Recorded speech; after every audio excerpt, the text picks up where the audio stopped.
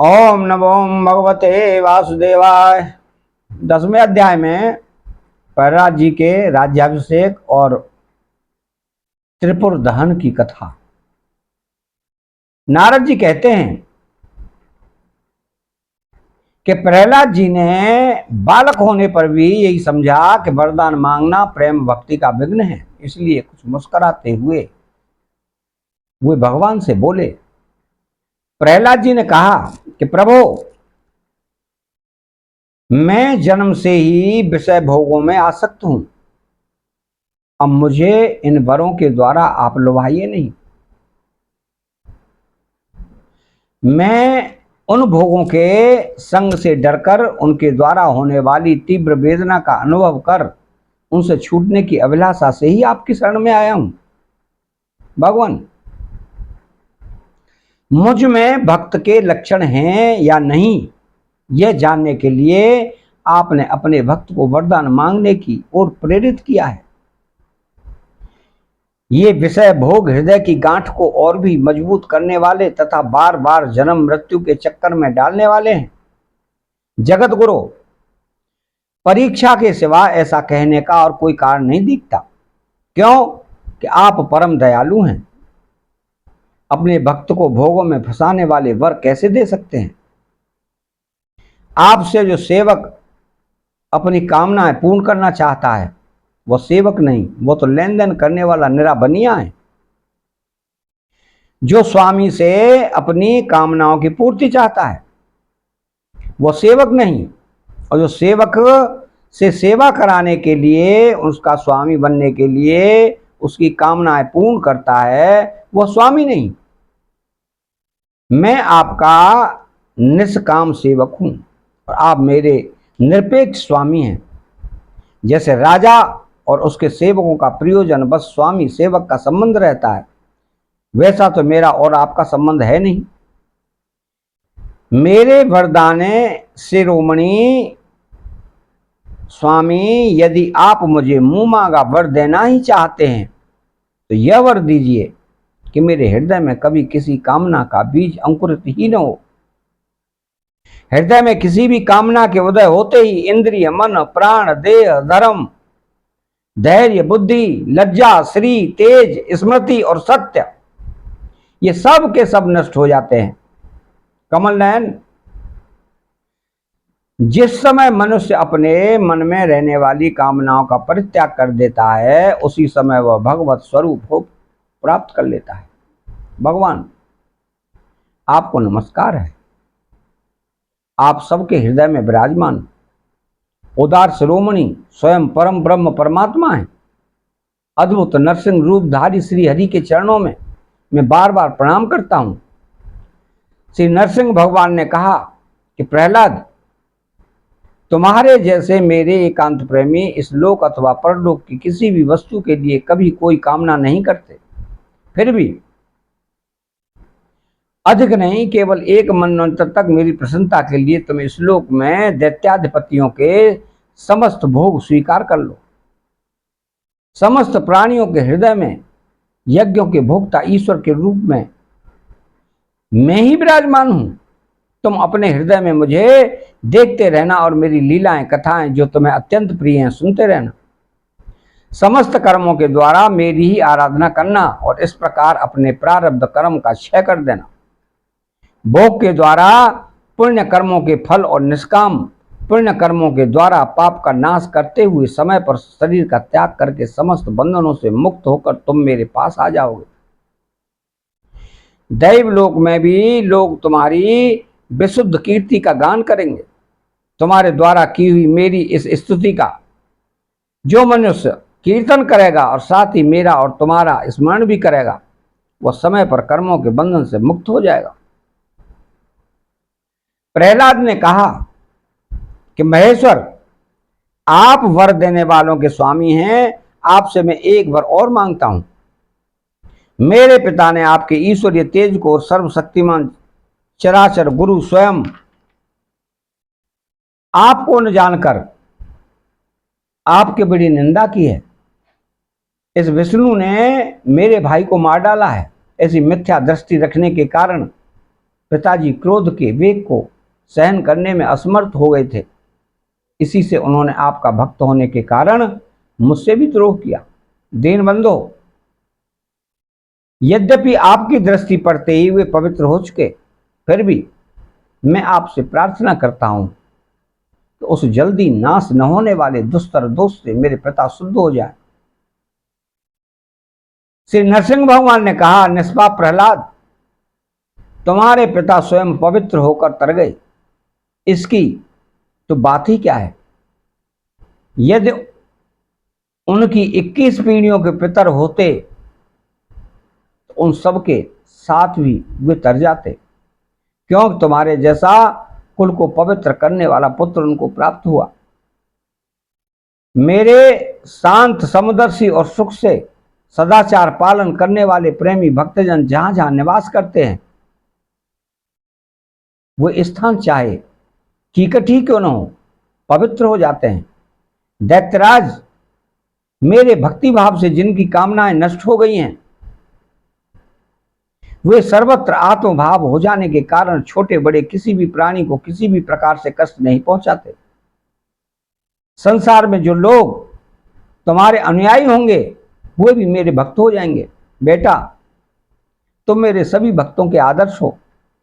यद्यपि मेरे अंगों का स्पर्श होने से तुम्हारे पिता सूक्ष्म रूप से पवित्र हो गए हैं, तथापि तुम उनकी अंत्येष्टि क्रिया करो। तुम्हारे जैसी संतान के कारण उन्हें उत्तम लोकों की प्राप्ति होगी।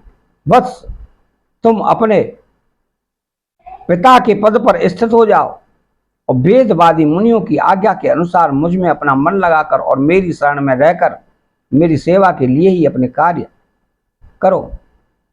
नारद जी कहते हैं कि युधिष्ठिर, भगवान की आज्ञा के अनुसार प्रहलाद जी ने अपने पिता की अंत्येष्टि क्रिया की। इसके बाद श्रेष्ठ ब्राह्मणों ने उनका राज्याभिषेक किया। इसी तरह देवता ऋषि आदि के साथ ब्रह्मा जी ने नरसिंह भगवान को प्रसन्न बदन देखकर पवित्र वचनों के द्वारा उनकी स्तुति की और उनसे यह बात कही। ब्रह्मा जी ने कहा कि देवताओं के आराध्य देव, आप सर्वांतर्यामी जीवों के जीवन दाता और मेरे भी पिता हैं। यह पापी दैत्य लोगों को बहुत ही सता रहा था। यह बड़े सौभाग्य की बात है कि आपने इसे मार डाला। मैंने इसे वर दे दिया था कि मेरी सृष्टि का कोई भी प्राणी तुम्हारा वध न कर सकेगा। इससे वह मतवाला हो गया था। तपस्या, योग और बल के कारण उच्छृंखल होकर उसने वेद विधियों का उच्छेद कर दिया था।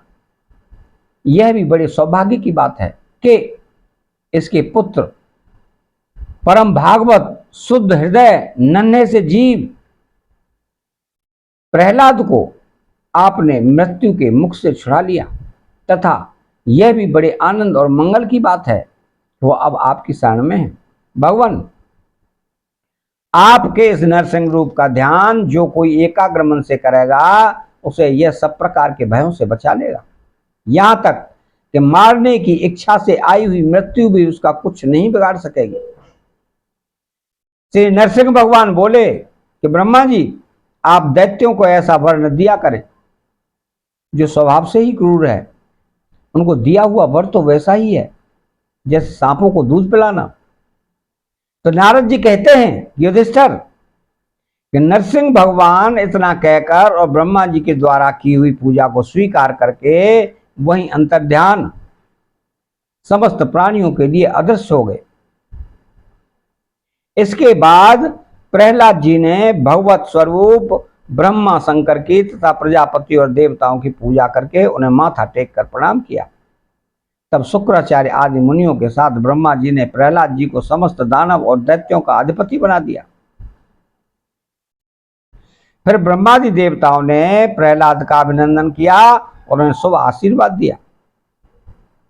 प्रहलाद जी ने भी यथायोग्य सबका सत्कार किया और वे लोग अपने अपने लोकों को चले गए। युधिष्ठिर, इस प्रकार भगवान के वे दोनों पार्षद जय और विजय दिति के पुत्र दैत्य हो गए थे। वे भगवान से बैर भाव रखते थे। उनके हृदय में रहने वाले भगवान ने उनका उद्धार करने के लिए उन्हें मार डाला। ऋषियों के शाप के कारण उनकी मुक्ति नहीं हुई। वे फिर से कुंभकर्ण और रावण के रूप में राक्षस हुए। उस समय भगवान श्री राम के पराक्रम से उनका अंत हुआ। युद्ध में भगवान राम के बाणों से उसका कलेजा फट गया। वहीं पड़े पड़े पूर्व जन्म की भांति भगवान का स्मरण करते करते उन्होंने अपने शरीर छोड़े। वे ही अब इस युग में शिशुपाल और दंत वक्र के रूप में पैदा हुए थे। भगवान के प्रति वैर भाव होने के कारण तुम्हारे सामने ही वे उनमें समा गए। युधिष्ठिर, श्री कृष्ण से शत्रुता रखने वाले सभी राजा अंत समय में श्री कृष्ण के स्मरण से तद्रूप होकर अपने पूर्व कृत पापों से सदा के लिए मुक्त हो गए। जैसे भृंगी के द्वारा पकड़ा हुआ कीड़ा भय से ही उसका स्वरूप प्राप्त कर लेता है, जिस प्रकार भगवान के प्यारे भक्त अपनी भेदभाव रहित अनन्य भक्ति के द्वारा भगवत स्वरूप को प्राप्त कर लेते हैं, वैसे ही शिशुपाल आदि नरपति भी भगवान के वैर भाव जनित अनन्य चिंतन से भगवान के सारूप्य को प्राप्त हो गए। युधिष्ठिर, तुमने मुझसे पूछा था कि भगवान से द्वेष करने वाले शिशुपाल आदि को उनके सारूप्य की प्राप्ति कैसे हुई, तो उसका उत्तर मैंने तुम्हें दे दिया। ब्रह्मण्य देव परमात्मा श्री कृष्ण का यह परम पवित्र अवतार चरित्र है। इसमें हिरण्याक्ष और हिरण्यकश्यप इन दोनों दैत्यों के वध का वर्णन है। इस प्रसंग में भगवान के परम भक्त प्रहलाद का चरित्र, भक्ति, ज्ञान, वैराग्य एवं संसार की सृष्टि, स्थिति और प्रलय के स्वामी श्री हरि के यथार्थ स्वरूप तथा उनके दिव्य गुण एवं लीलाओं का वर्णन है। इस आख्यान में देवता और दैत्यों के पदों में काल क्रम से जो महान परिवर्तन होता है उसका भी निरूपण किया गया है, जिसके द्वारा भगवान की प्राप्ति होती है। इस भागवत धर्म का भी वर्णन है। अध्यात्म के संबंध में भी सभी जानने योग्य बातें इसमें हैं। भगवान के पराक्रम से पूर्ण इस पवित्र आख्यान को जो कोई पुरुष श्रद्धा से कीर्तन करता और सुनता है वह कर्म बंधन से मुक्त हो जाता है।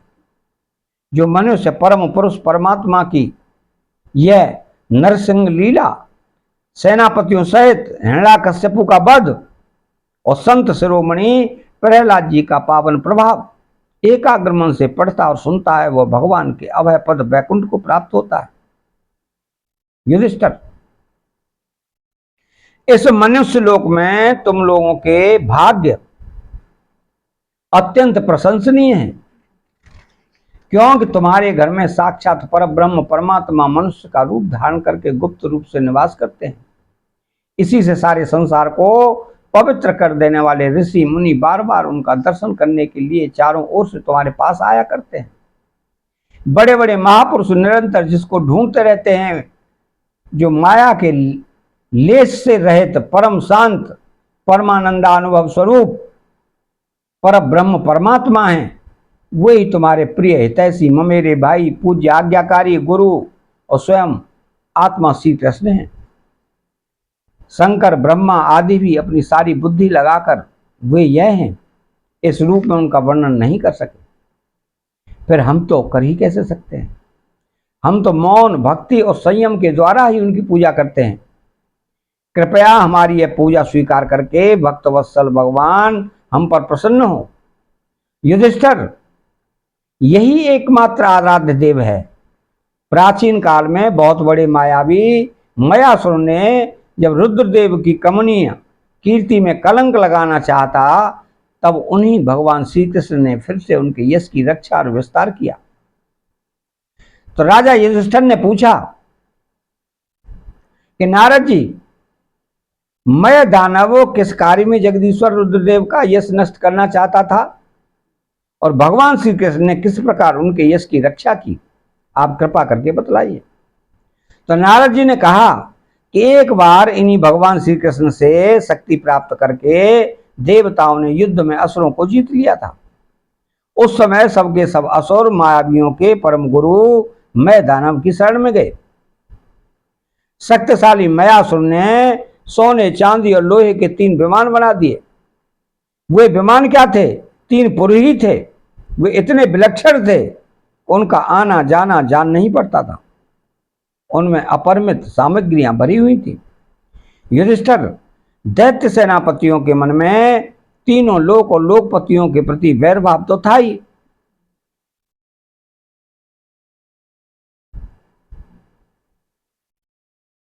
अब उसकी याद करके उन तीनों विमानों के द्वारा वो उनमें छिपे रहकर सबका नाश करने लगे।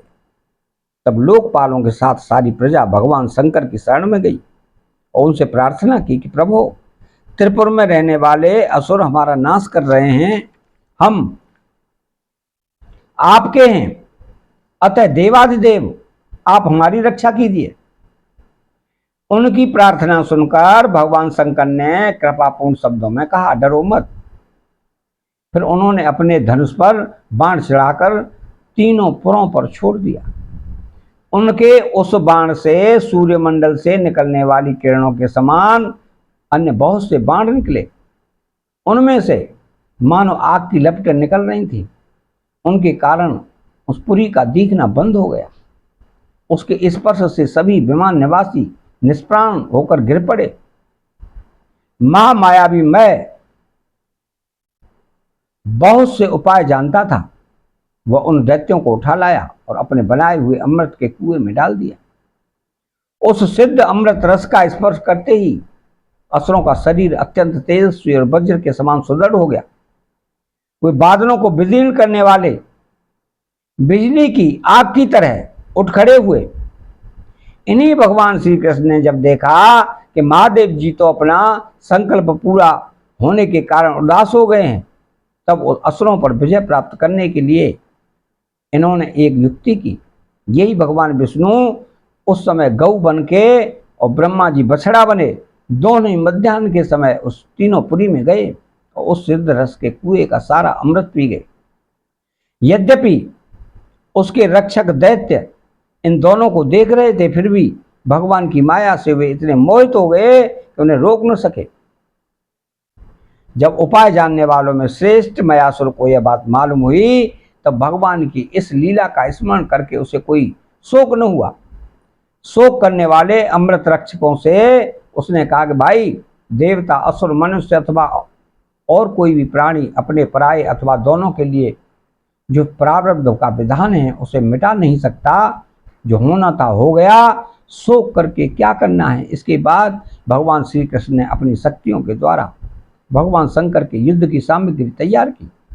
उन्होंने धर्म से रथ, ज्ञान से सारथी, वैराग्य से ध्वजा, ऐश्वर्य से घोड़े और तपस्या से धनुष, विद्या से कवच, क्रिया से बाण और अपनी अन्यान्य शक्तियों से अन्यान्य वस्तुओं का निर्माण किया। इन सामग्रियों से सज धज कर भगवान शंकर रथ पर सवार हुए एवं धनुष बाण धारण किया।